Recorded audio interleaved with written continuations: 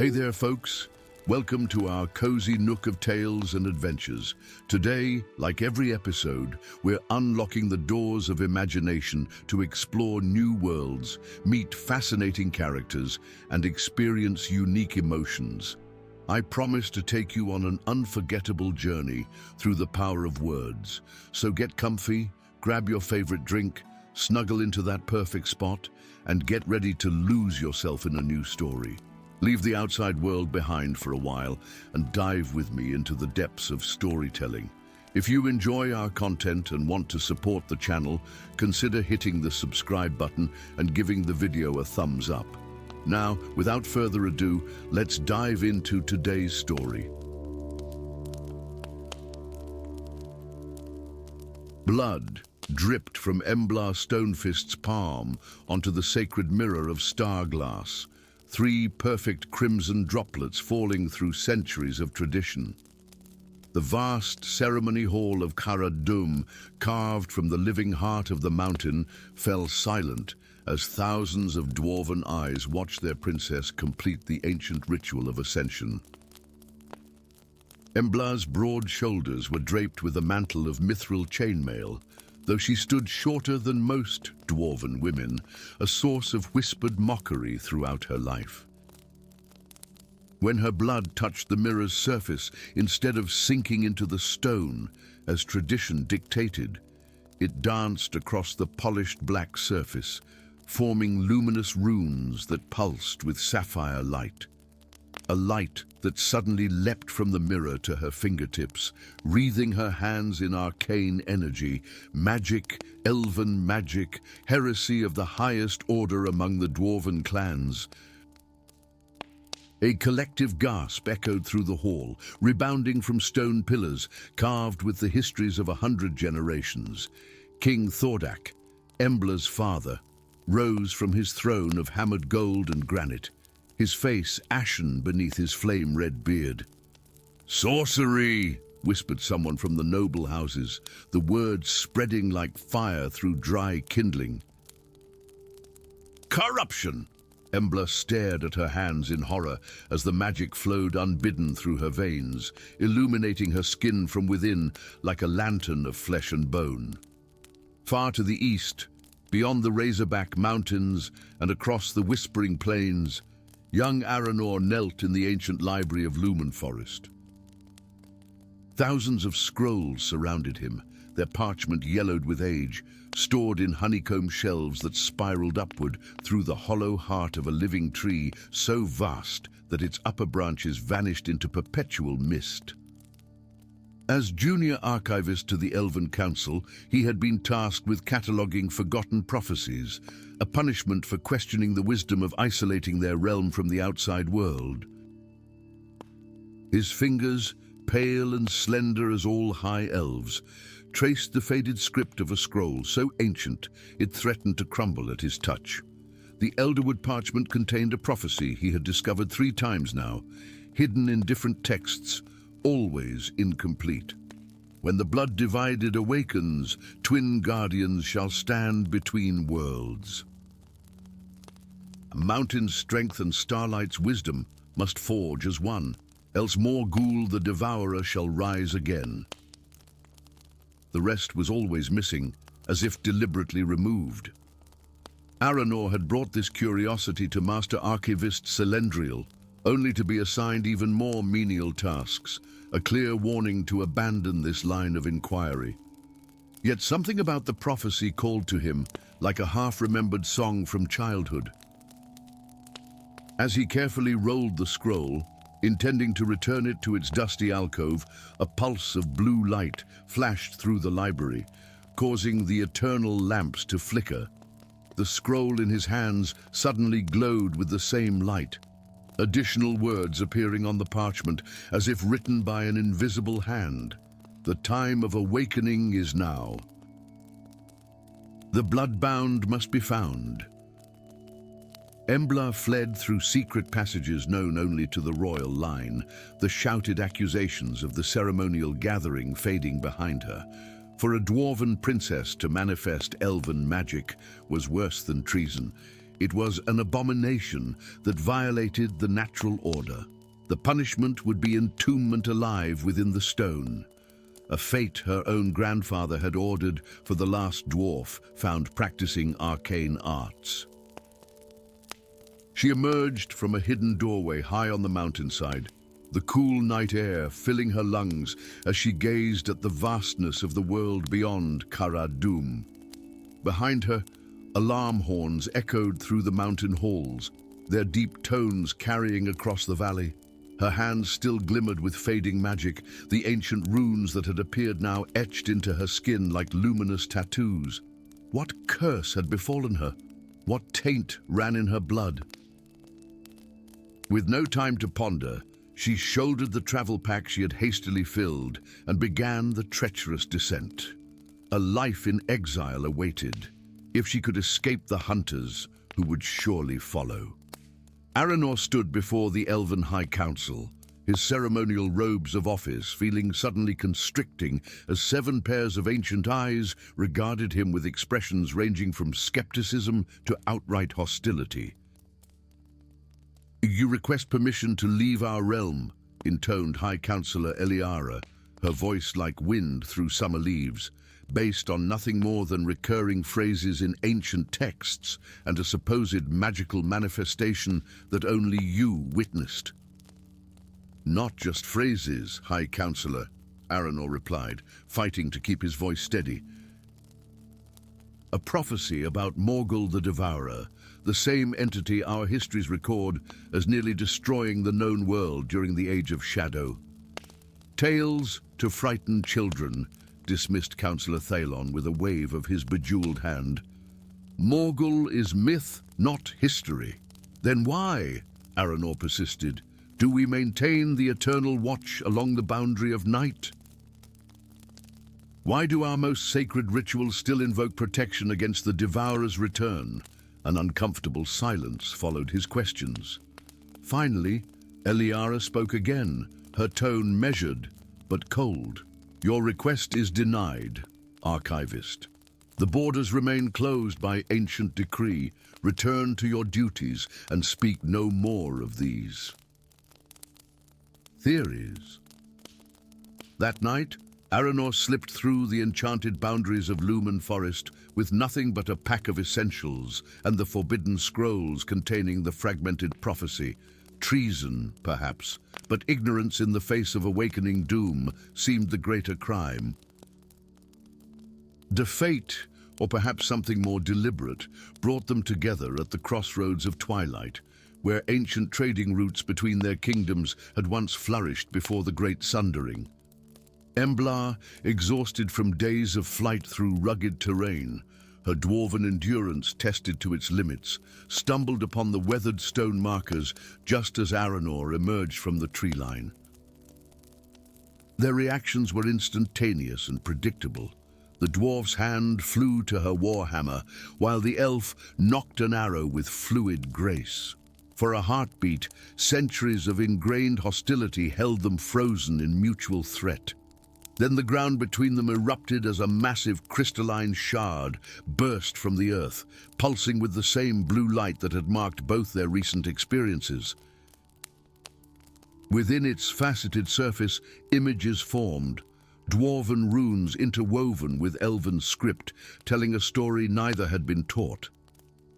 The binding of Morgul, ancient devourer of worlds, had required the combined might of both peoples. Not just their armies, but their very essences, dwarven resilience merged with elven mysticism. The ritual had succeeded, but at terrible cost. The casters, a dwarven king and elven queen, had become forever linked, their bloodlines bound by magic and prophecy. Every 1,000 years, when the celestial alignments weakened Morgul's prison, 2 descendants would be called to renew the binding. The crystal shattered, its fragments dissolving into motes of light that swirled around them before vanishing like morning mist. In the sudden silence, Embla and Aranor stared at each other, weapons still raised but certainty evaporating. "Your hands," Aranor finally said, nodding toward the glowing runes on Embla's skin. Those are ancient elven binding sigils. And the scroll you carry, Embla replied, her dwarven eyes missing nothing despite the distance between them. Those are dwarven containment runes on its case. Another moment of tense silence passed before Aranor slowly lowered his bow. I am Aranor of the House of Whispered Leaves, archivist of Lumen. Embla hesitated, then let her hammer drop to her side. Embla Stonefist, daughter of Thordak, king under the mountain. A bitter smile twisted her lips. Though I doubt I still hold claim to that lineage. Before they could say more, the sound of pursuit reached them, from both directions. Dwarven hunting horns from the west, elven sentry bells from the east. They track us both, Aranor said unnecessarily. Then we go where neither would follow, Embla replied, pointing north toward the forbidding silhouette of the Shadow Peak Mountains, where legends claimed the ancient binding ritual had been performed. The weeks that followed forged an alliance unlike any since the Sundering. Each night around their campfire, they shared the knowledge of their peoples, filling gaps in stories deliberately obscured by history's victors. Embla learned to channel the magic that flowed through her blood, no longer fighting its presence, but directing it with the same discipline she applied to smithcraft. Aranor studied the dwarven runes from the prophecy scrolls, his scholarly mind finding patterns where others had seen only decoration. They survived the howling wastes by combining their talents, her strength and resilience with his perception and magic. When blizzards threatened to bury them, Embla constructed shelters of ice and stone that withstood the elements. When food grew scarce, Aranor's elven senses located hidden game and edible plants that would have remained invisible to dwarven eyes. Perhaps most surprisingly, they discovered laughter together, first in awkward moments, then in genuine appreciation of their differences. Embla found Aranor's fastidious nature amusing yet endearing. He marveled at her pragmatic approach to problems he would have overthought. The cult of the Black Flame found them at the foothills of Shadow Peak, dark-robed figures wielding weapons of shadow steel and forbidden magic. The cultists attacked without warning or parley, their only goal the prevention of the ritual that would once again bind their dark god. Back to back, dwarf and elf faced the onslaught. Embla's hammer shattered shadow steel and bone with equal ease, her newly controlled magic reinforcing her dwarven might. Aranor's arrows found impossible marks, guided by elven sight enhanced with knowledge gleaned from dwarven war texts. Together, they fought as their ancestors must have, complementary forces creating something greater than either alone. When the final cultist fell, Embla and Aranor stood bloodied but unbowed, their eyes meeting with new understanding. The prophecy called us twin guardians, Aranor said softly. Standing between worlds, Embla finished. Neither fully of our own people anymore. They continued their ascent toward the ancient binding site, where celestial alignments would soon create the moment of vulnerability in Morgul's prison. The path grew steeper, the air thinner, yet they pressed on with unified purpose.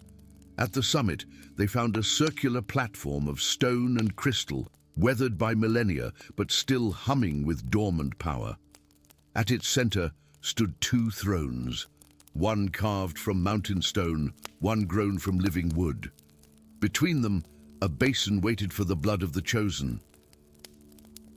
As the moons aligned overhead, casting triple shadows across the ancient site, Embla and Aranor took their places on the thrones of their ancestors. The ritual words came to them unbidden, as if their very blood remembered what their minds had never known. Their freely given blood, mixed in the basin between worlds, ignited with power that surged through the mountain and beyond, renewing ancient wards and strengthening the barriers that held Morgul at bay for another millennium. When dawn broke, they descended the mountain not as princess and archivist, not as dwarf and elf, but as something new, guardians bound by prophecy and choice, ambassadors between realms, long separated.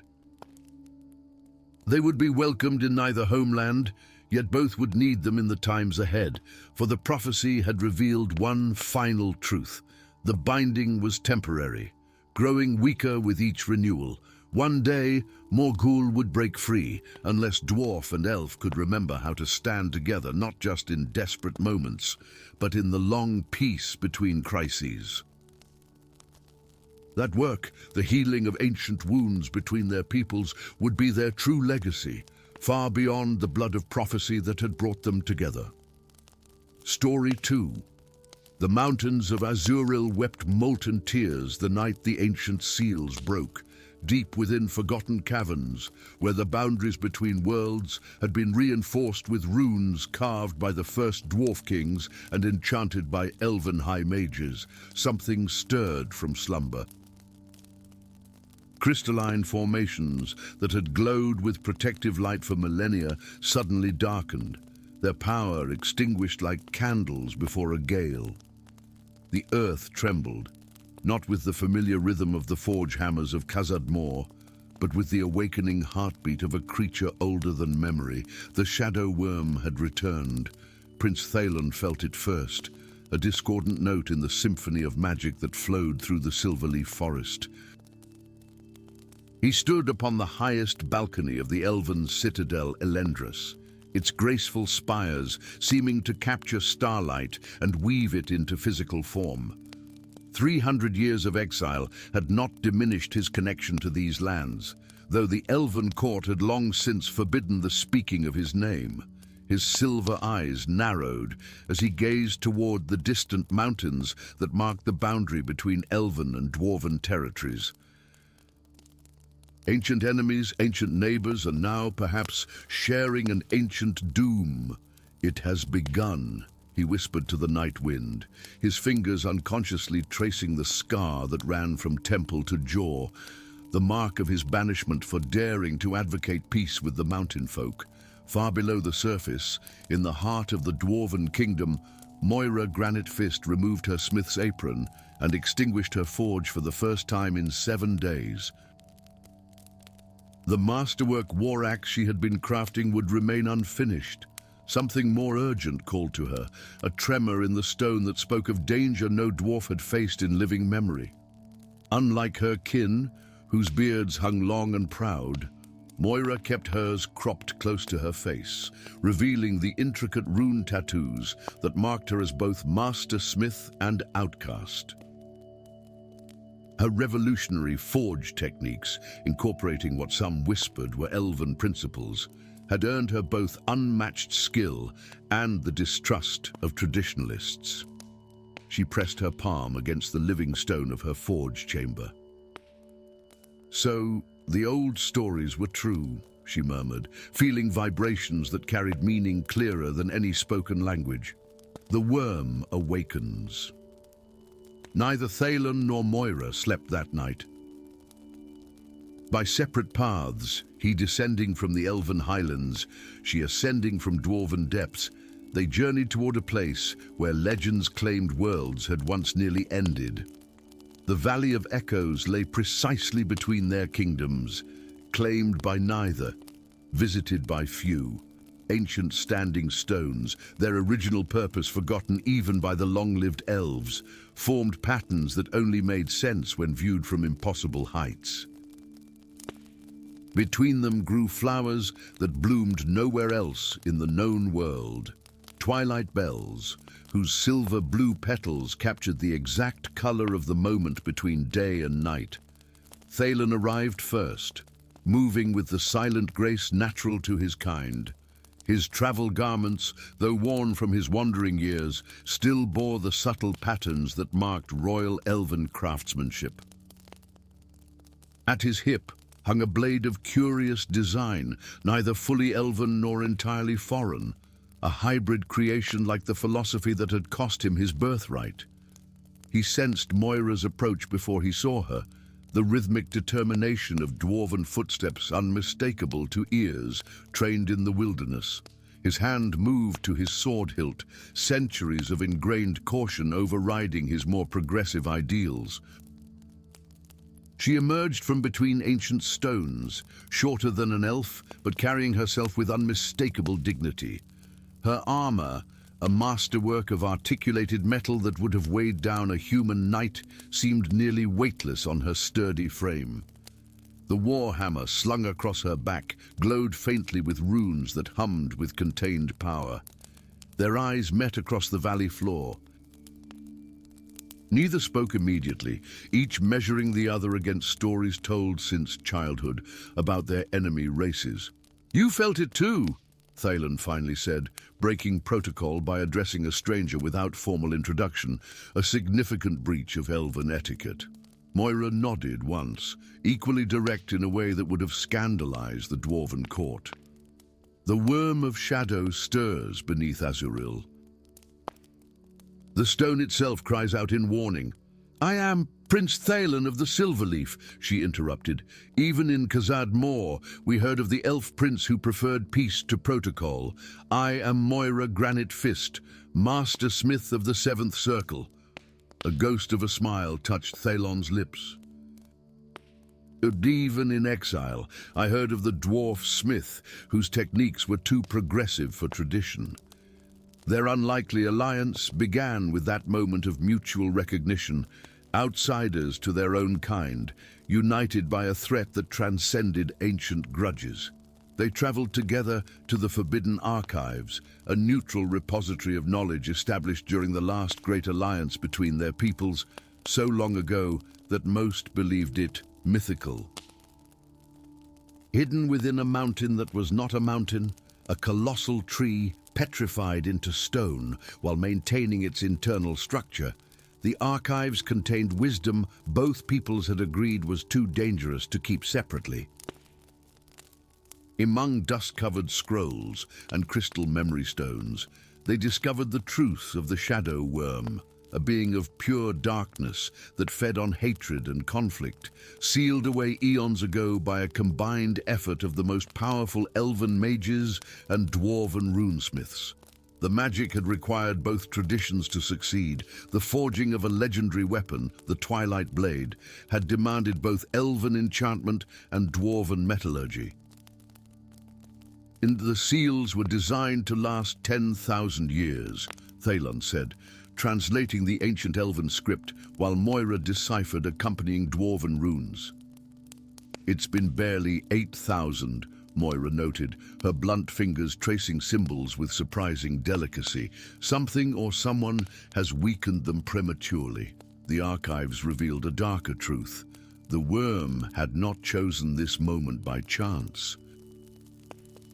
For centuries, agents of chaos had worked from within both kingdoms, subtly inflaming the natural tensions between elf and dwarf, cultivating a harvest of hatred on which the creature could feed upon awakening. "We need to reforge the Twilight Blade," Thalen said, studying diagrams showing a weapon of impossible beauty, curved like elven blades, yet substantial like dwarven steel, inscribed with runes from both traditions. Moira shook her head.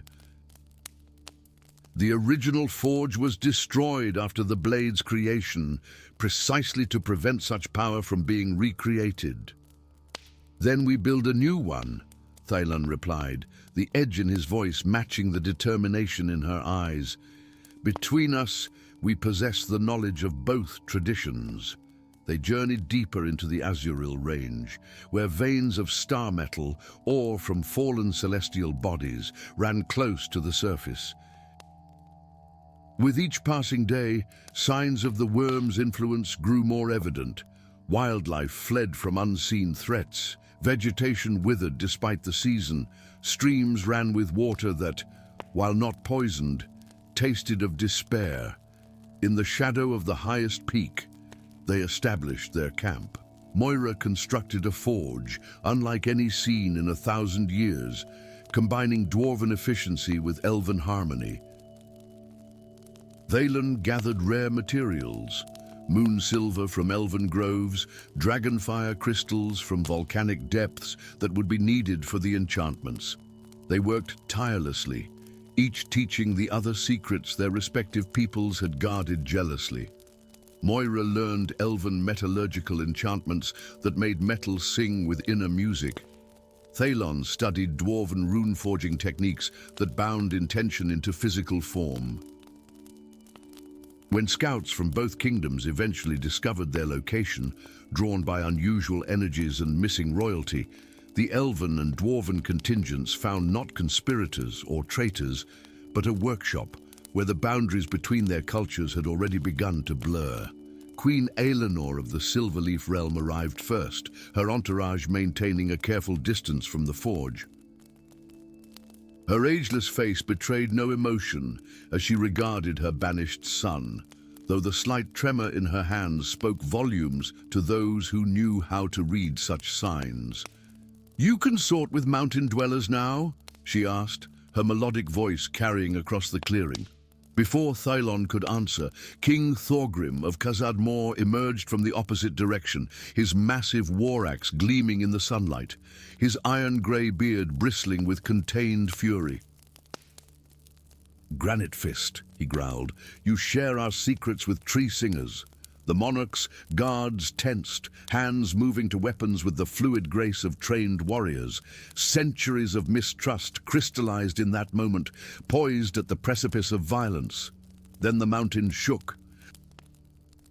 From a fissure that appeared between the assembled companies, darkness poured forth like liquid night, tendrils of shadow that reached with hungry purpose toward elves and dwarves alike. The shadow worm had sensed the gathering of its ancient enemies and launched a preemptive strike. What followed would later be recorded in both kingdoms, histories as the Battle of Twilight Forge. Elven archers and dwarven axe-throwers, momentarily forgetting their enmity, found themselves fighting side by side against creatures of living darkness. Thaylon's sword flashed with inherited magic. Moira's hammer shattered shadow constructs with devastating force. Yet for every shadow creature destroyed, two more emerged. The darkness fed on the very conflict it provoked, growing stronger with each passing moment. "The blade!" Thaylon shouted above the chaos, fighting his way back toward the forge. "It's our only hope." Moira followed, creating a path with sweeping blows of her hammer. Together, they reached the forge, where their unfinished creation waited, a weapon of unprecedented design, lacking only the final enchantment. "It needs both bloodlines," Moira said, understanding the ancient texts they had studied. "A royal elf, master dwarf, freely given." Without hesitation, they each drew their palm across the unfinished edge. Their blood, one silvery with ancient magic, one rich with the strength of stone, flowed together along the blade's channel.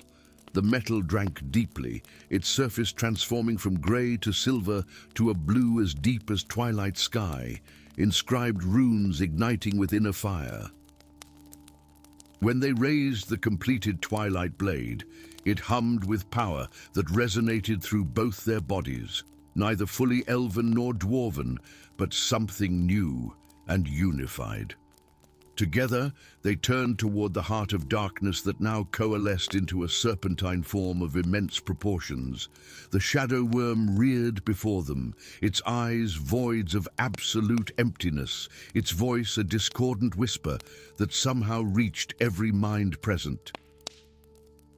"O children of dust," it hissed, "your ancestors merely delayed the inevitable. Your hatred has nourished me for centuries. Your worlds will end in shadow." Thaylon glanced at Moira, a lifetime of understanding passing between them in an instant. Without words, they moved as one, he providing the speed and precision of elven combat, she the unshakable strength and endurance of dwarven warriors. The twilight blade passed between them seamlessly, each complementing the other's movements in a deadly dance neither could have performed alone. The worm fought with ancient malice, its shadow form shifting and striking from impossible angles. For every successful blow they landed, it seemed to absorb the damage and grow stronger until they realized the truth embedded in the blade's design. The weapon was not meant merely to cut flesh, but to sever the very magical bonds that allowed the worm to exist in their world. With a final, unified strike, Moira's strength behind Thalen's precision, they plunged the twilight blade into the exact center of the shadow mass. Light erupted from within the darkness, spreading along pathways like veins of illumination through the creature's form. The worm's scream transcended sound, becoming a psychic wave of fury and despair that staggered all present. When vision cleared, the shadow worm had vanished, not destroyed, but banished once more behind strengthened seals. The twilight blade remained, embedded in stone exactly where the creature had stood, its power temporarily exhausted, but its potential undiminished. In the aftermath, as elven healers tended wounds with magic and dwarven engineers shored up damaged earth with practiced efficiency, Queen Aelinor and King Thorgrim stood before the blade their subjects had forged together. "And perhaps," the Elven Queen said carefully, "there is wisdom in your son's philosophy after all.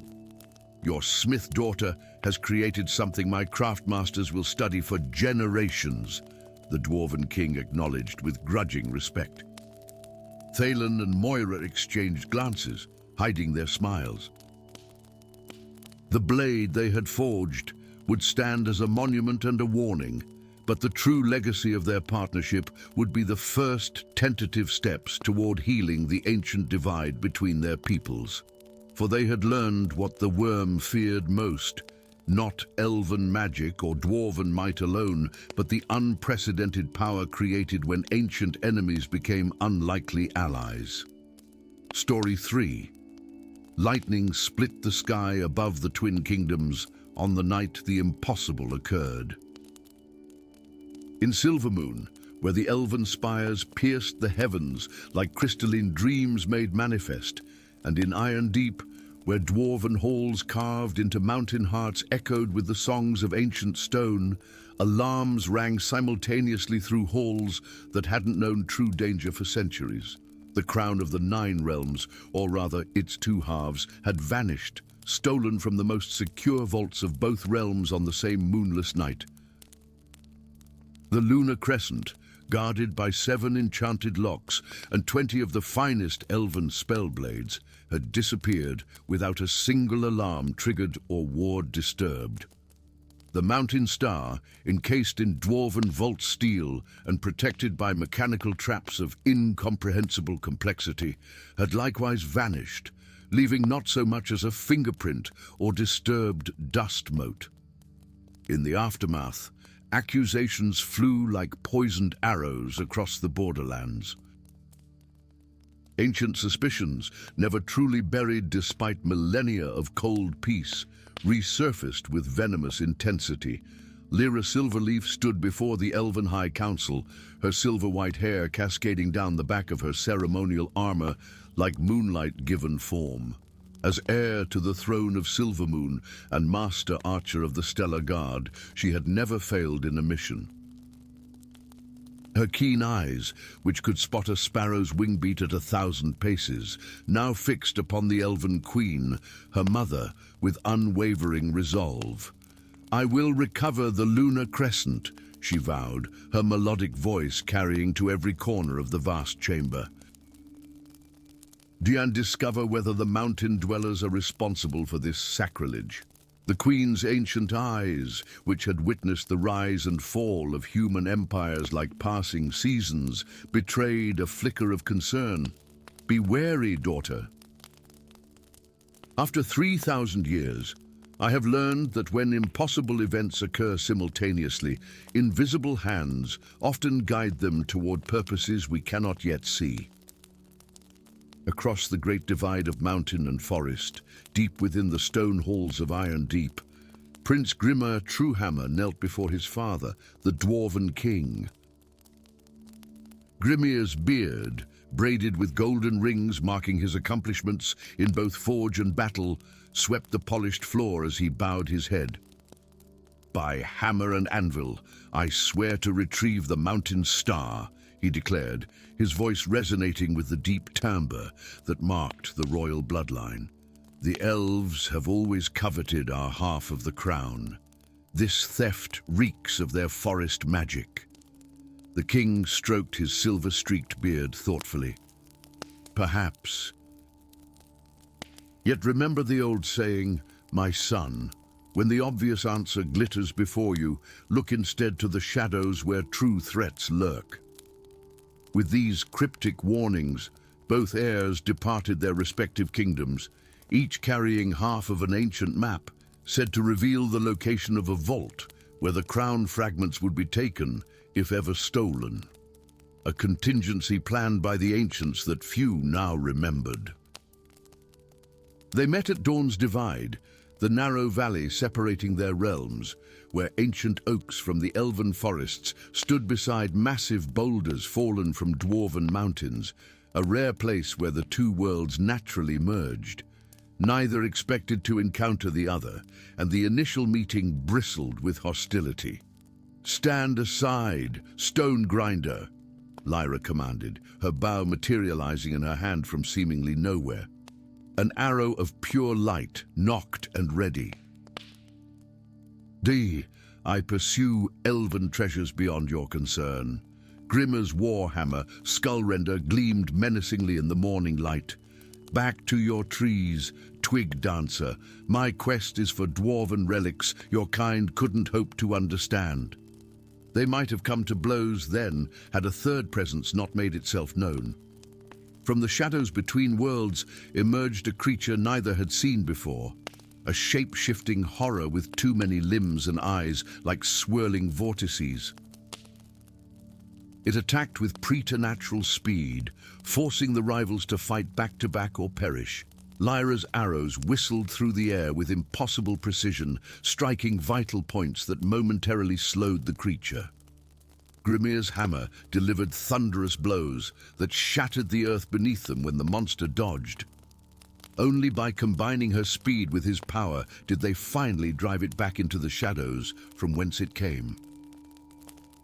Breathing heavily, they regarded each other with new, if grudging, respect.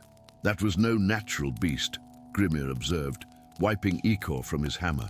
"No," Lyra agreed, her keen eyes scanning the tree line. "It reeked of forbidden magic, the kind outlawed by both our kingdoms since the Sundering." An uncomfortable silence stretched between them before Grimir spoke again. "You seek the lunar crescent." It wasn't a question. Lyra inclined her head slightly. "As you pursue the mountain star." Another pause, heavy with the weight of decision. Finally, Grimir reached into his enchanted satchel and withdrew a piece of aged parchment. "I carry half a map." Lyra's eyes widened slightly. Without a word, she produced her own fragment, the missing half that, when placed beside Grimir's, formed a complete guide to a location neither had heard of, the Vault of Twilight. "The ancients foresaw this," she whispered. "They knew the crown might one day be taken, and left us a path to follow," Grimir finished. "One that neither of our peoples can walk alone." Thus began an alliance born of necessity rather than choice. The map led them through forgotten realms, where magic still ran wild and untamed, across the whispering plains, where the grass spoke secrets to those patient enough to listen, through the caverns of reflected truth, where illusions became reality and reality faded to shadow, and finally to the edge of the void marshes, where reality itself seemed to thin and waver like heat above summer stone. Each trial required both their talents to overcome. In the labyrinth of shifting walls, Lyra's elven perception recognized patterns invisible to dwarven eyes. In the chamber of crushing weight, Grimir's dwarven strength held back mechanisms that would have pulverized elven bones. Slowly, their initial contempt gave way to begrudging acknowledgement, then to genuine appreciation of their complementary abilities. On the seventh night of their journey, as they camped beneath stars that seemed to watch their progress with ancient interest, Grimir finally asked the question that had lingered between them. "Why do your people believe the crown was divided?"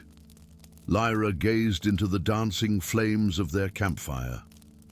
"Our histories tell that during the Age of Unity, when elf and dwarf ruled together, the last dwarven High King grew jealous of elven magic. He shattered the crown during a coronation ceremony, stealing half for his people before retreating beneath the mountains." Grimir's laughter, surprising and genuine, startled a nearby nightbird from its roost. "Remarkable. Our legends claim the final elven High Queen feared dwarven craftsmanship would surpass elven magic. She broke the crown during a state banquet and fled with half to the forests, leaving our ancestors betrayed. Their eyes met across the fire, mutual understanding dawning. Two histories, Lyra mused, perfect mirrors of accusation. Designed to keep our peoples apart, Grimir concluded. But why? The answer awaited them at the Vault of Twilight, an ancient structure that stood neither above ground nor below it, but somehow between, its architecture blending elven grace and dwarven might in a harmony lost to the ages. At its heart, they found not only the stolen halves of the crown, but also the truth, preserved in crystalline records that had waited millennia for worthy eyes. The crown of 9 realms had been deliberately divided, not in anger or betrayal, but in wisdom and sacrifice. Its power, when whole, could reshape reality itself. The last unified rulers, an elven queen and dwarven king who ruled as equals, foresaw that such power would eventually corrupt even the purest heart. They staged its breaking, crafted opposing histories, and separated their peoples to ensure the crown would never be restored except in the direst need.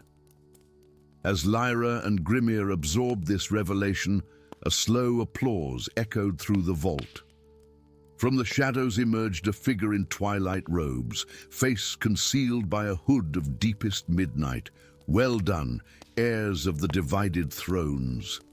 The figure spoke, voice neither male nor female, young nor old. "You have passed the trials and discovered the truth. Now you face the choice your ancestors feared would one day come." The stranger revealed themselves as the Keeper of Balance, immortal guardian charged with testing those who might one day reunite the crown. Behind them materialized a dozen robed figures, the Twilight Order, who had engineered the simultaneous theft to force this very confrontation. The 9 realms face annihilation, the Keeper explained. A void leviathan stirs in the spaces between worlds, drawn by the magic that sustains your kingdoms. Only the reunited crown holds power enough to banish it. Yet once restored, that same power might tempt even the most noble heart toward dominion rather than salvation. Lyra and Grimir stood before the crown fragments, now hovering side by side, needing only to be rejoined by those of royal blood from both lineages. "If we restore it," Lyra said softly, "who shall wear it, elf or dwarf?" Grimir studied the ancient relics thoughtfully. "Perhaps neither." "Perhaps both." Their eyes met, centuries of distrust and prejudice weighed against a week of growing respect and understanding. In that moment, something new was forged between them, a bond stronger than ancient hatreds, more enduring than inherited suspicions. Together, they reached for the crown pieces. As their fingers touched the sacred metal simultaneously, a blinding light engulfed the chamber. When it faded, The crown of 9 realms hung whole once more, suspended in air between them, but neither reached to claim it alone. A shared burden, Grimir declared. A divided power, Lyra agreed. A united purpose, they spoke as one. They returned to their kingdoms not as conquerors brandishing a legendary weapon, but as diplomats carrying a new vision. The crown of 9 realms would remain in the newly established Concordance Hall, a neutral ground where representatives of both peoples would guard it together, wearing it only in times of greatest need, and always upon 2 heads rather than one. Thus did the divided crown become the foundation not of a restored empire, but of something far more precious and fragile.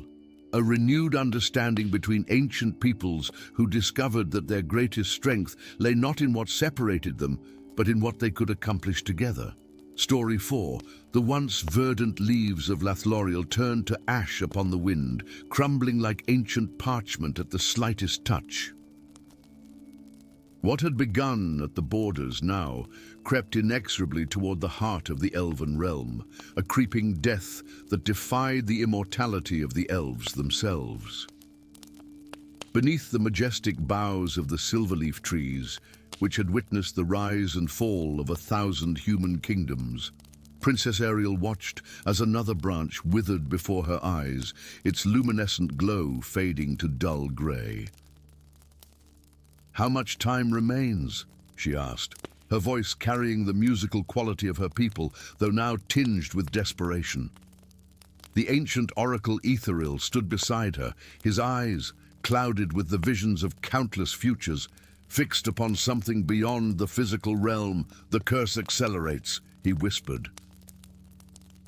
"And by winter's end, Lothlorien will be no more than a barren waste, its magic forever silenced." Ariel's slender fingers clenched around the moonstone pendant at her throat, "and there is truly no other way." "The prophecy speaks clearly," Ethereal replied. "Only when the mountains fire and the stars light forge as one can the blade of dawn be reborn. Only then will the curse be severed at its root." The mountains fire. A dwarf. Queen Elena had exploded with righteous fury when the oracle first revealed this truth. For 3 days, the crystal spires of the elven palace had resonated with her outrage. "Better our realm perish with dignity than survive through the hands of mountain grubbers," she had declared, but Ariel could not accept such a fate for her people. That night, cloaked in starlight and enchantments of concealment, she slipped away from the fading splendor of her homeland, a single purpose burning in her heart. The forges of Khazad-dûr thundered with relentless industry, a symphony of creation that had continued unbroken for millennia. Deep within the mountain's embrace, where rivers of molten gold and silver flowed like the lifeblood of the earth itself, Thorin Runehand worked in isolation. His exile was not physical. He remained within the vast halls of his ancestors, but social. No dwarf sought his counsel or craftsmanship. No one spoke his name except in hushed tones of disapproval. His crime, advocating peace with the elves when all others called for war. Thorin's hands, scarred by centuries of metalwork and marked with ancient runes that glowed with inner fire, deftly shaped the metal before him. These hands, the finest of any smith in the 7 clans, now created works that none would acknowledge. He had accepted this fate, finding solace in the purity of creation itself. The hammer struck true, sending a cascade of sparks into the heated air. In that moment of impact, a peculiar sensation washed over him. The ancient runes upon his palms flared with unexpected intensity. Before he could contemplate this anomaly, an impossible sound reached his ears. Light footsteps, too graceful to belong to any dwarf. He turned, hammer raised defensively, to behold an elf standing in his forge. Not just any elf, a female adorned with the silver circlet of royal lineage, Thorin Rune Hand. She spoke his name with perfect pronunciation, a rarity among her kind. I am Ariel of Lathloriel, and I come seeking the one whose hands bear the mark of prophecy. Thorin's grip tightened on his hammer. You've come a long way to die, elf princess. These halls are forbidden to your kind. Yet here I stand, she replied, unflinching, while my kingdom crumbles to ash and dust. I seek not conflict but salvation for my people and yours. My people need no saving from elven threats. Her eyes, the color of summer leaves, flashed with determination. Then save them from your own pride. The curse that consumes Lathloriel will not stop at our borders. Ancient magic follows no political boundaries. Something in her words gave Thorin pause. What curse? Ariel approached, her movements fluid as water over stone, and extended her hand. Upon her palm rested a small pouch, which she opened to reveal what appeared to be ash. 3 moons ago, this was the heart of our eldest silverleaf tree, over 10,000 years old. Now, it is this. She allowed the grey powder to sift through her fingers. The Oracle of Ethereal has spoken. Only one with hands marked by mountain fire can help forge anew the Blade of Dawn, the only weapon capable of severing the curse at its root. Thorin's eyes narrowed. And why would I help the descendants of those who massacred my clan? Because the massacre was not what you believe, she replied, her voice dropping to barely above a whisper. What truly happened at the Peace Summit was hidden from both our peoples. The truth lies with the first fragment of the blade, hidden in the caverns of memory.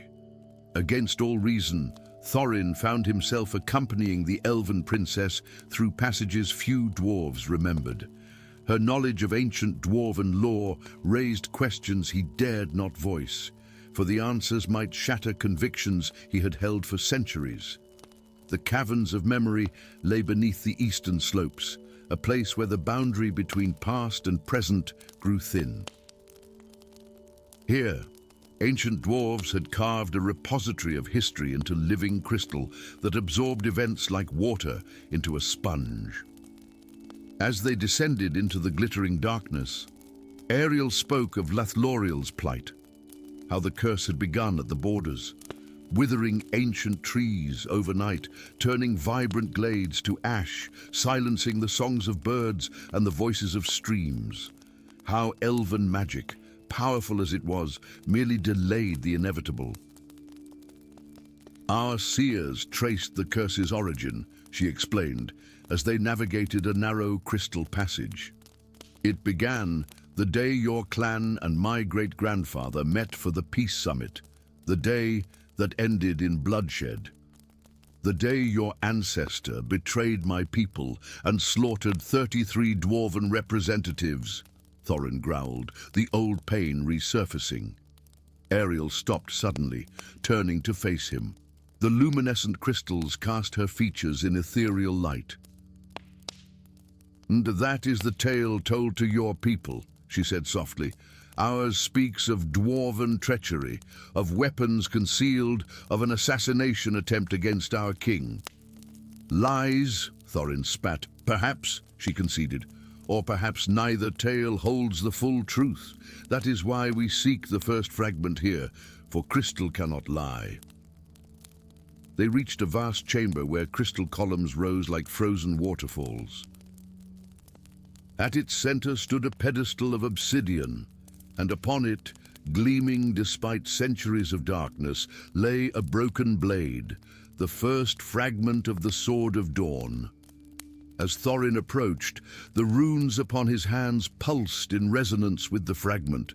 When his fingers touched the ancient metal, the chamber around them shimmered, and suddenly they stood in the same space, but not alone. Spectral figures materialized around them, dwarves and elves seated at a great table, faces solemn but hopeful. At the head sat Thorin's ancestor, Grimir the Wise, and beside him the elven king Thranduil, Ariel's great-grandfather. They watched as the peace negotiations proceeded with surprising warmth, saw the moment when both leaders prepared to sign the historic accord. Then came a shadow, swift and terrible, materializing behind both kings. Neither dwarf nor elf, but something other, a hooded figure who struck with twin blades of darkness, piercing both leaders simultaneously. Chaos erupted. Guards from both sides, seeing their rulers struck down, assumed treachery from the other. Steel flashed, blood spilled, the peace died before it could be born. As the vision faded, Thorin and Ariel stood in stunned silence. A third party, Thorin finally whispered. Someone who wanted our peoples to remain enemies. Ariel nodded, her face pale. The same entity who cast the curse that now consumes my homeland and will eventually reach yours. Thorin lifted the fragment, its broken edge glinting with inner fire. 2 more pieces remain. Yes, she confirmed. 1 in the floating isles above the Whispering Sea, 1 in the catacombs of the Forgotten Kings. His runed hands closed around the fragment. Then we have no time to waste, Elf Princess. Their journey forged an unlikely bond between them. In the storm-racked floating isles, where gravity itself surrendered to ancient enchantments, Ariel's elven agility allowed her to retrieve the second fragment from a sanctuary that would have meant death for the heavier, earthbound dwarf. In return, Thorin's knowledge of ancient stonework revealed the hidden entrance to the catacombs, where traps designed to last eternities had claimed countless treasure seekers. With each fragment recovered, more of the curse's nature revealed itself. The entity, a being they now knew as Azrael the Sundered, had once been an advisor to both kingdoms, immortal but neither elf nor dwarf. When his counsel for continued isolation was rejected in favor of alliance, he had orchestrated the massacre and planted the seeds of a curse designed to activate generations later. When at last they stood at the gates of dawn, with all 3 fragments, they faced a final terrible truth. Reforging the blade required not only Thorin's skill with fire and metal, but also a sacrifice, the lifeblood of royal lineage to temper the steel. It must be freely given, Ariel said, drawing a ceremonial dagger. My ancestors' pride caused this. My blood shall end it. Thorin caught her wrist. The vision showed both our leaders struck down. The blame and responsibility are shared. He extended his palm alongside hers, as must be the sacrifice. Beneath the first rays of dawn, upon an ancient anvil carved from a fallen star, Thorin's hammer sang a melody of creation. The fragments, bathed in the mingled blood of elf and dwarf, glowed with inner light as they fused seamlessly together. When the final stroke fell, the blade of dawn lay complete, neither elven nor dwarven in design, but something altogether new. As they returned to Lothlorien, the withered trees they passed began to stir with new life. Tiny green buds appeared on seemingly dead branches. Streams, silenced by the curse, began once more to sing their endless songs. The Blade of Dawn would remain as a symbol in the newly established Conquered Hall, a neutral ground between kingdoms where elf and dwarf could meet in peace. More important than the weapon itself, however, was the understanding forged between unlikely allies, and the knowledge that ancient hatreds, no matter how deeply rooted, could be overcome. For in the hands of Thorin Runehand and Princess Ariel, the Oath of Blades had transformed from an instrument of vengeance to a covenant of peace. Story 5. The ancient trees of the twilight forest wept crimson sap under a sky torn between day and night. Where once emerald canopies had filtered golden sunlight onto a carpet of sapphire moss, now twisted shadows writhed between trunks blackened like burned bones. At the border where the corruption met healthy woodland, a doe stepped cautiously toward a shimmering pool, lowered her delicate neck to drink, then collapsed as the water turned to obsidian smoke in her throat. The sixth such incident this fortnight. Too many to be coincidence, too sinister to be natural. In the grand halls of Silverhaven, the Elven Council gathered beneath crystal spires that captured starlight and wove it into an eternal aurora. Elindra Starlight stood before the elders, her silver robes adorned with runes that pulsed with arcane energy. The youngest archmage in 3 centuries, she had earned her title through brilliance rather than longevity. "The ancient wards are failing," she said, her melodic voice carrying to every corner of the chamber without effort. Something stirs within the twilight forest that has not awakened since the age of discord. Across the mountains, deep within the fortress city of Khazad-dûrn, General Durin Warhammer slammed his gauntleted fist onto a stone table, causing rune-inscribed war tokens to jump and settle. The council chamber was carved directly from the mountain's heart, lit by eternal flames that burned in forges older than memory. 3 mining outposts gone silent, he growled through his braided beard, each strand woven with ceremonial battle beads. Scouts found nothing but shadows where 50 stout warriors once stood. This is no common threat. The High King nodded, his ancient face lined with concern beneath a crown of mithril and dragonglass. "Then you shall lead our investigation, General. Find what lurks in the forest and crush it beneath dwarven steel." Neither Elindra nor Durin knew of the other's mission as they separately entered the twilight-cursed woodland from opposite borders. She moved like quicksilver between ancient trunks, her steps leaving no trace upon the forest floor, fingers occasionally brushing bark to sense the magical corruption flowing beneath. He marched with unwavering determination, axe ready, eyes constantly scanning the shadows, his enchanted armor glinting with protective runes. When the shadow beasts attacked, they came as a hurricane of claws and fanged mist. Corrupted guardian spirits once tasked with protecting the forest, now twisted into nightmares of their former selves. Elindra's hands traced intricate patterns as she summoned barriers of golden light and lances of pure arcane energy. Durin whirled his ancestral axe, Sorrow Cleaver, each strike banishing wisps of darkness to howling oblivion. Yet for each beast they destroyed, 3 more emerged from the corrupted heart of the forest. Soon, they found themselves back to back in a clearing, surrounded by circling shadows. "A dwarf," Elindra acknowledged, her breath steady despite the exertion.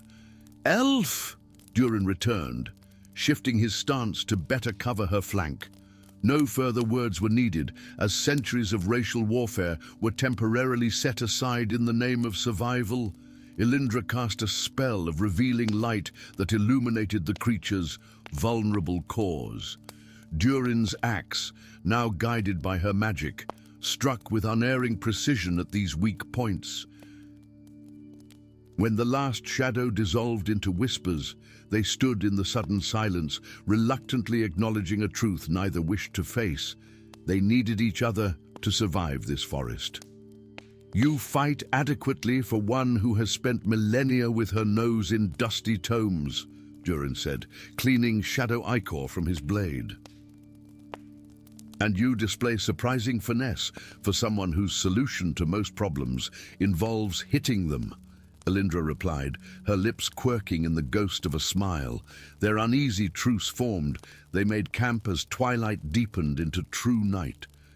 Seated across a fire that burned with curious blue flames, conjured by Elindra, they shared what they knew.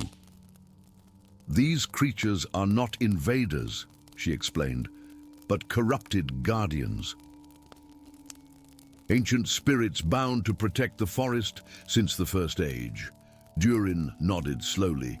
"Similar to the stone sentinels that guard our deepest mines, But what could corrupt such entities? The same force that blackens the trees and poisons the waters. Elindra's eyes reflected the azure flames. Something ancient stirs beneath the forest floor. As days passed, their journey took them deeper into darkness. They discovered evidence of both their people's trespasses, elven crystal harvesters and dwarven mining operations, in places marked sacred by ancient warnings neither race had bothered to translate. Your crystal cutters damaged the eastern wards, Durin accused, as they passed a grove where elven magic had extracted luminous crystals, leaving spiritual scars in the forest's essence. And your miners shattered root systems older than your kingdom, Elindra countered, pointing to where dwarven excavations had disrupted natural formations that, to her trained eye, were clearly part of a vast magical circuit. Yet with each confrontation, something shifted between them. Grudging respect formed as Durin witnessed Elindra's courage when she faced a swarm of shadow bats without flinching. Elindra found herself admiring Durin's unexpected wisdom when he recognized ancient dwarven runes that provided clues to the forest's defenses. On the seventh night, as they camped in the hollow of an ancient tree large enough to house a small village, the barriers between them finally cracked.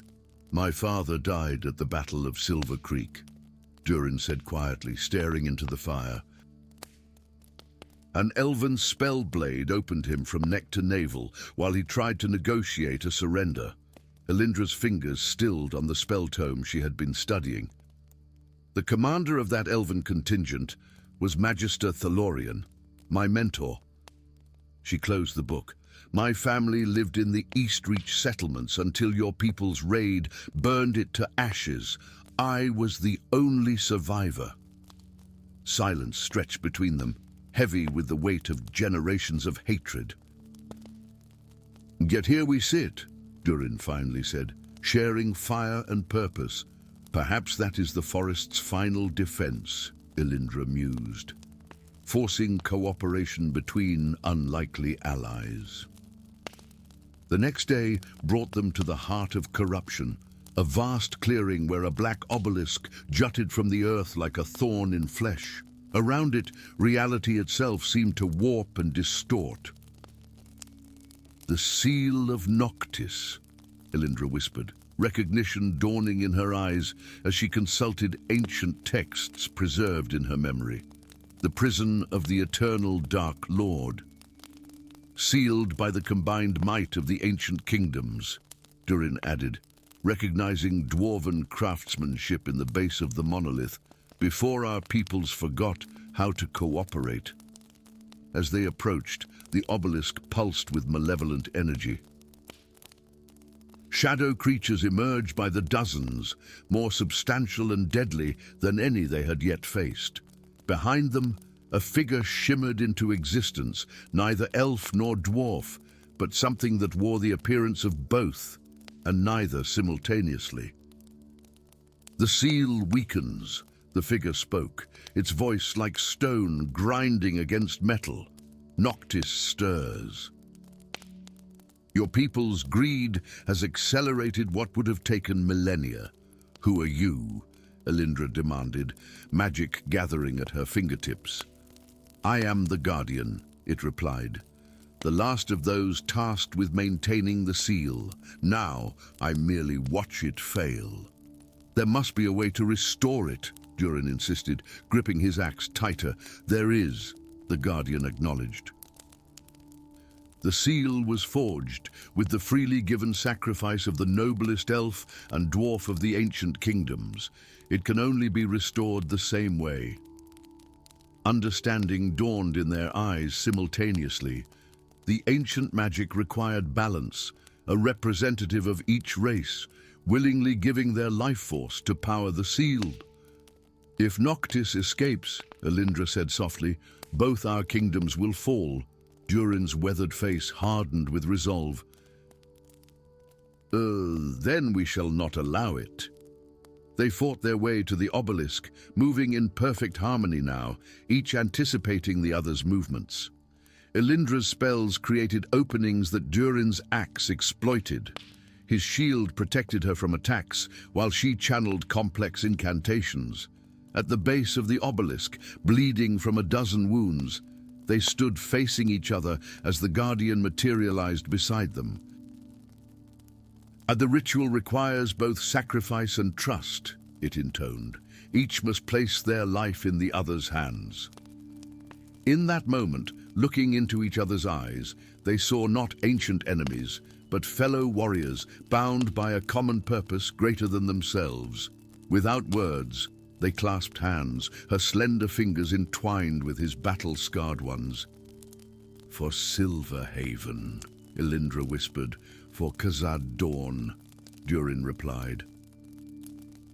Together, they pressed their joined hands against the obelisk. Power surged through them, not taking their lives as they had expected, but drawing on the newfound trust between elf and dwarf, the first such bond in centuries. The corruption receded like an outgoing tide. Shadow creatures dissolved into motes of purified light. The obelisk shimmered, its surface transforming from obsidian black to crystalline clarity. "The sacrifice required was not of life," the Guardian explained as they stared in wonder, "but of hatred. The true corruption was the discord between your peoples." They returned to their kingdoms as legends, the elf and dwarf who saved the Twilight Forest. More importantly, they returned as emissaries, carrying with them the seeds of a new alliance. For they had learned what their ancestors had forgotten, that the greatest strength comes not from dwarf or elf alone, but from the magic that happens when ancient enemies become unlikely friends. In the heart of the forest, the restored obelisk gleamed like a beacon, no longer a prison, but a monument to what could be accomplished when the Guardians of Twilight remembered how to stand together against the darkness. Story 6. The eternal sun of Aethervale had not set in 10,000 years until today. As darkness crawled across its golden face, a tremor of ancient magic rippled through the realms of both elf and dwarf. In the alabaster towers of Silverian, where silver leaves danced on enchanted winds, a broad-shouldered youth named Eredor woke with a gasp. His dreams filled with visions of stone halls he had never walked.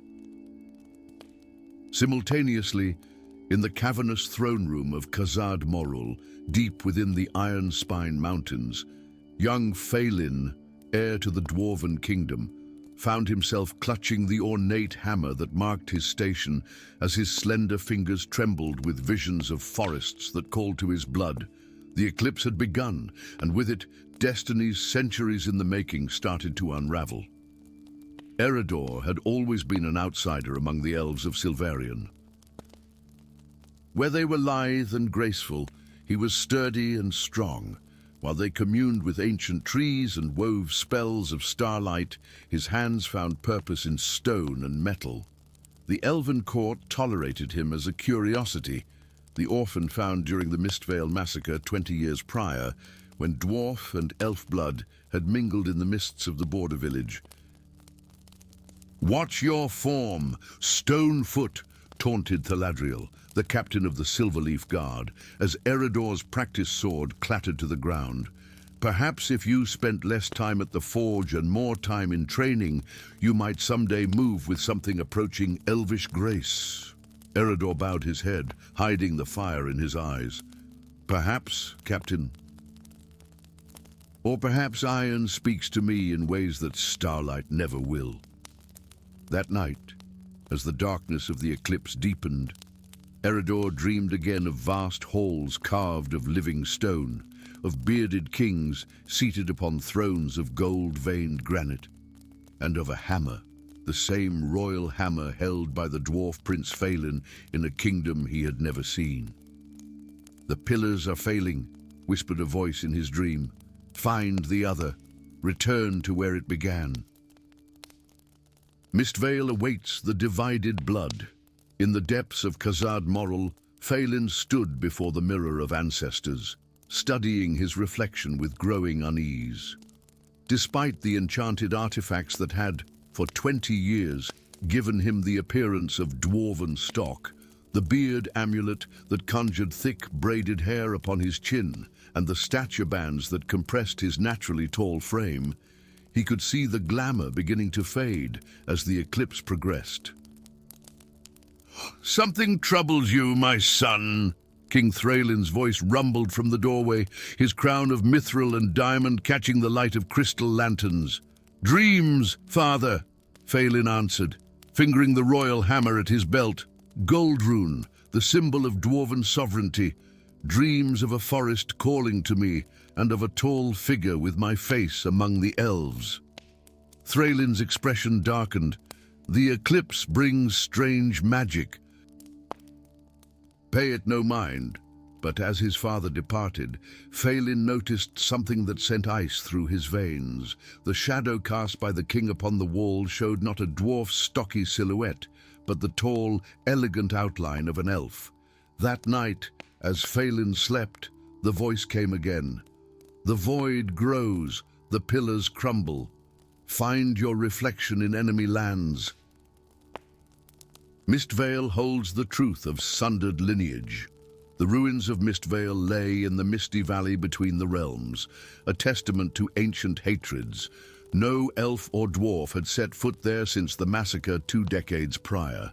Yet as the eclipse reached totality, 2 figures approached from opposite directions, one tall and sturdy, moving with determination despite his ill-fitting elven garb, the other short, but with an elegance that belied his dwarven appearance.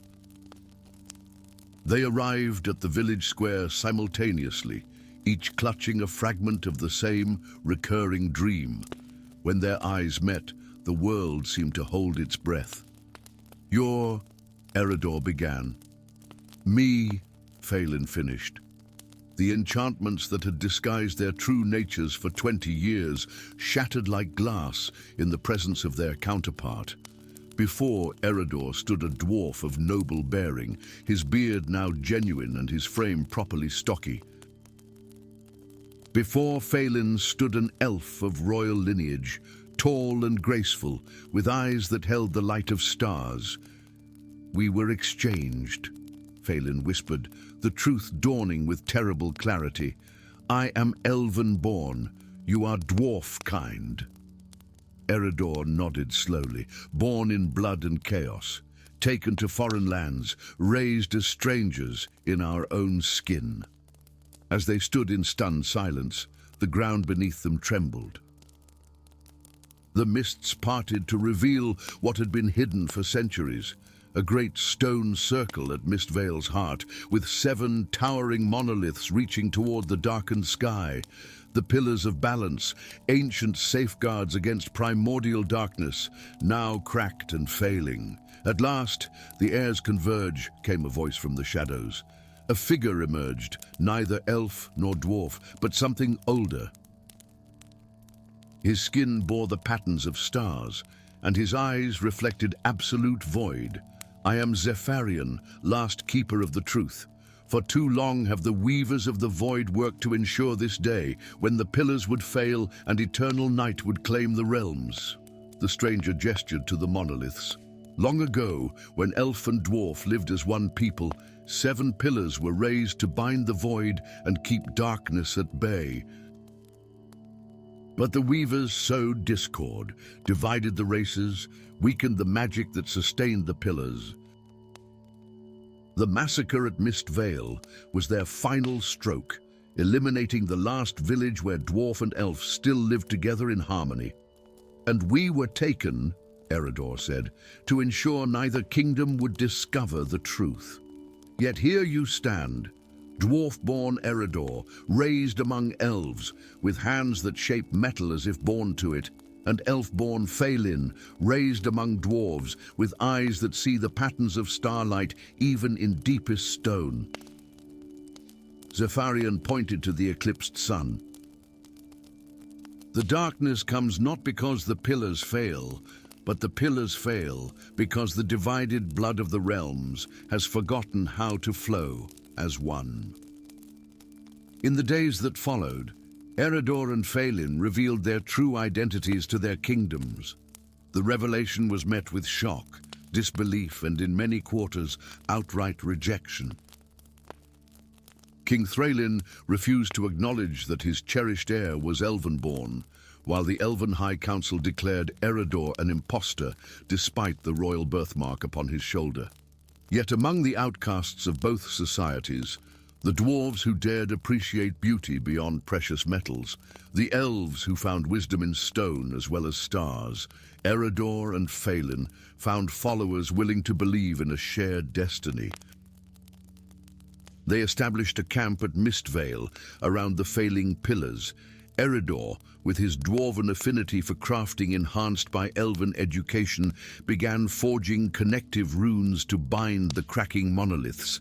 Phelan, with his elven sensitivity to magical currents tempered by dwarven pragmatism, worked to channel new power into the ancient stones. As the eclipse persisted day after day, the weavers of the void made their move. Shadowy figures with star-flecked skin like Zephyrians, but eyes burning with malevolent purpose, descended upon Mistvale with armies drawn from both kingdoms, elves and dwarves who believed the other race responsible for the endless night. The prophecy speaks true, Zephyrian told the heirs, as enemy forces surrounded them. Only through sacrifice of station can the blood-divided restore what was sundered. Eredor and Phelan understood at last. Standing before the central pillar, they placed their hands upon the ancient stone. Eredor surrendered the elven magic he had struggled to master. Phelan relinquished the dwarven crafting skills he had labored to perfect as their sacrifices merged within the stone. Their blood, both figuratively divided between kingdoms and literally of the same lineage, ignited a cascade of power. Light erupted from the pillars, illuminating the truth for all to see. The weavers of the void, exposed in their manipulation, found their shadowy forms unable to withstand the radiance. The elven and dwarven armies, witnessing the sacrifice of the heirs and the ancient deception revealed, lowered their weapons in stunned silence.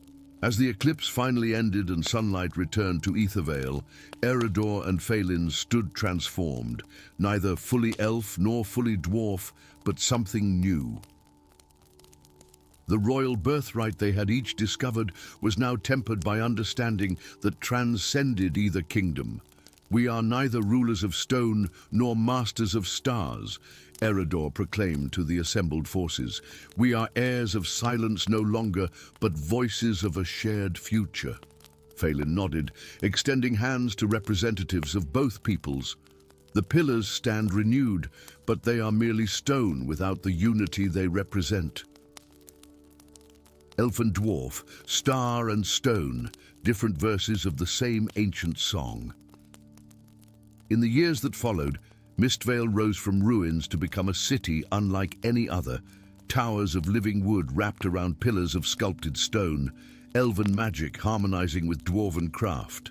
Neither Eredor nor Phelan claimed a throne, choosing instead to serve as guardians of a new covenant between the realms. And upon the highest tower of the reborn city, carved in both elven script and dwarven runes, stood their shared wisdom. Blood divided weakens, blood united builds. The true crown is not worn upon the head, but carried within the heart that beats for all. The pillars of balance stand to this day, no longer merely holding back the void, but radiating the power of division healed and silence broken, a testament to heirs who found strength not in the thrones they might have claimed, but in the truth they chose to embrace.